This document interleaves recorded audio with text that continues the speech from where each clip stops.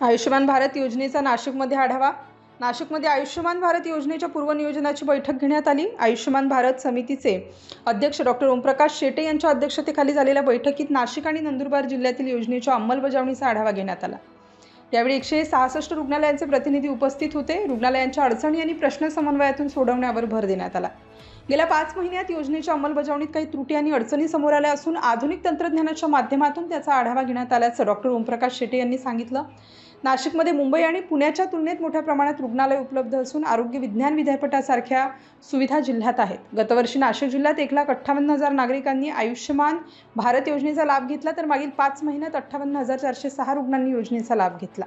या योजनेत पात्र लाभार्थ्यांना 5 लाख रुपयांपर्यंत उपचाराचा लाभ मिळतो.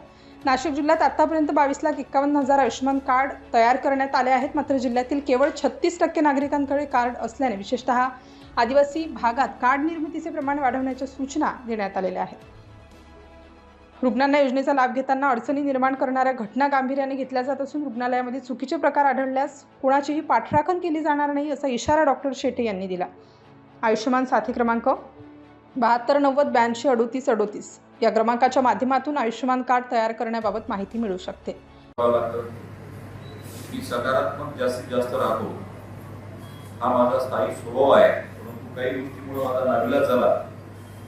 काही थोडं घटना त्याला थोडं म्हणता येणार नाही, परंतु काही घटना घडल्यामुळं बरेचसे रुग्ण आता मला सांगत होते की हॉस्पिटलमध्ये लाभ घेताना इथे अडचणी येत आहेत.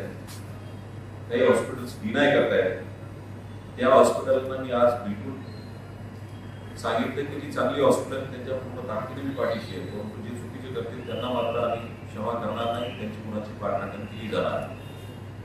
हा संदेश देऊन यापुढं जास्तीत जास्त रुग्णसेवा करावी ही विनंती मी शासकीय आणि खाजगी रुग्णालय या दोघांनाही केली. या शहरामध्ये आयुष्यमानच्या या जिल्ह्यामध्ये 61,68,000 बेनिफिशरीची संख्या आहे, म्हणजे फार मोठी संख्या आहे. यापैकी 22,51,000 लोकांचे कार्ड जनरेट झाले. 36% आकडा हा निश्चित कमी आहे. नंदुरबार सारख्या पूर्णतः आदिवासी बहुल भागामध्ये 51% पर्यंत हा आकडा आहे.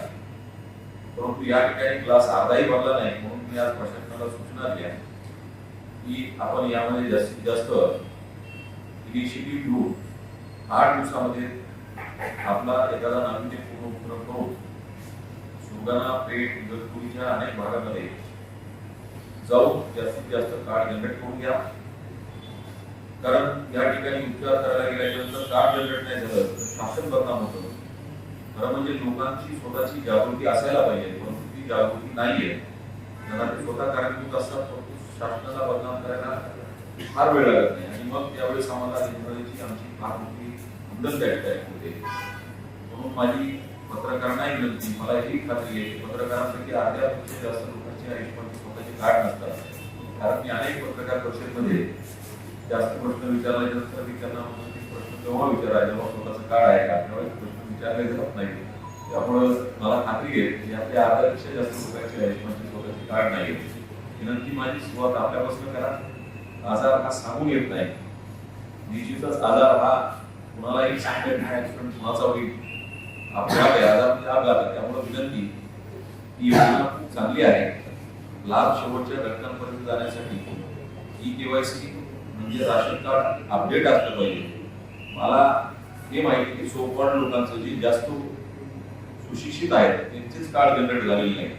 त्यामुळे माझी विनंती की पुढच्या काळामध्ये पत्रकारांकडून माझी अपेक्षा असेल की या जिल्ह्यामध्ये 36% आकडा हा फार कमी आहे. ओव्हरऑल राज्याचा आकडा 50% पेक्षा पुढे गेला आहे, पण या ठिकाणी 36%. त्यामुळे माझी विनंती की आपण लोकांमध्ये याची घ्यावी. आमचा काही जरी योजनेच्या संदर्भामध्ये जर कोणाची तक्रार असेल तर आमचं कॉल सेंटर, अद्ययावत कॉल सेंटर आमच्या जीवनदायी भवनला मुंबईला आहे. त्याचा नंबर मी आपल्याला देऊ इच्छितो. 1800 233 2200. या व्यतिरिक्त जी लोक व्हॉट्सअपचा उपयोग करतात त्यांना कार्ड जनरेशनसाठी अतिशय स्टार न्यूज ब्युरो नाशिक.